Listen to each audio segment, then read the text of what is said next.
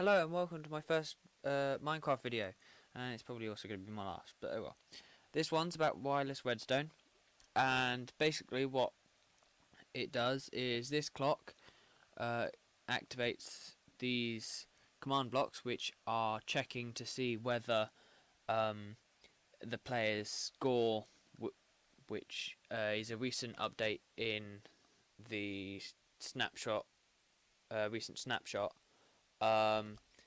whether that's increased by 1.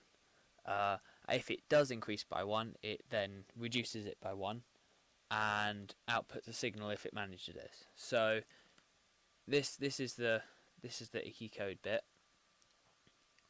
So the slash scoreboard players checks for it basically opens up the bit where you can edit the player's score.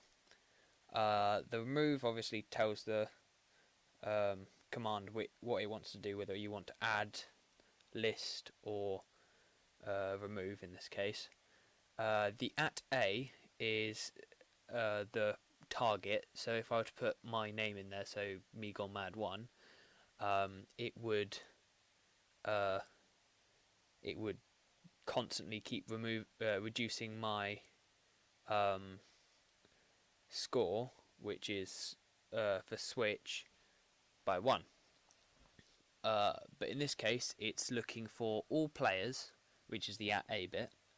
So it's all players which have a score of 1 or more, and when it finds a player with a score of 1 or more in switch, it will reduce switch for that player by 1. So it will set them back down to 0, or set them down to the number before the one they are on until they're at 0. And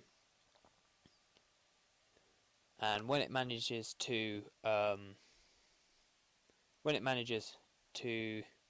carry out that command and reduce someone's score by 1, the comparator in front of it, which is this block here,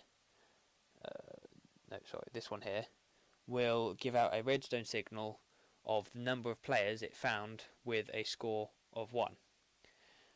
This redstone signal is instantly refreshed, just so it can definitely reach that block, and in this case it will flip this latch. And similarly on the other side, except this one is checking for the score switch 2 instead of just switch. Yeah, not very well named, I do know. And when it finds a player with that, it will activate this comparator, which will activate the repeater, which will power the block, which will switch the latch back. So that's the basic principle.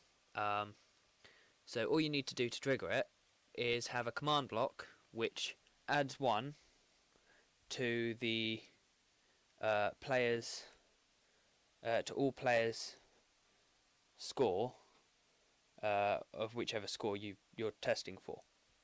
So in this case it's switch and switch 2, but they can be anything, and as you can have almost unlimited amounts of these scores per server or world, you can have almost an unlimited amount of wireless redstone. Whereas before we were using stuff like setting the sun with command blocks and then testing what time of day it was, which was highly unreliable, because if it turned that time of day, then naturally it would set off the redstone. And before that even, we were using boats which via pistons would be pushed up on panes of glass, which something to do with collision boxes.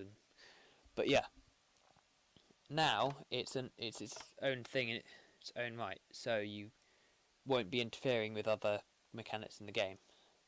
So as you can see, that one there is on, and when I push a button, the console will tell me that a command block has switch 2 for player me gone mad to 1, and then instantly switched it back to 0.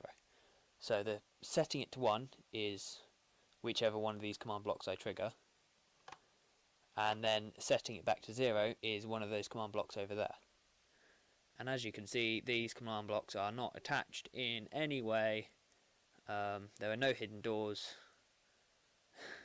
It's literally just a command block which is being given a redstone signal, and compare that over there.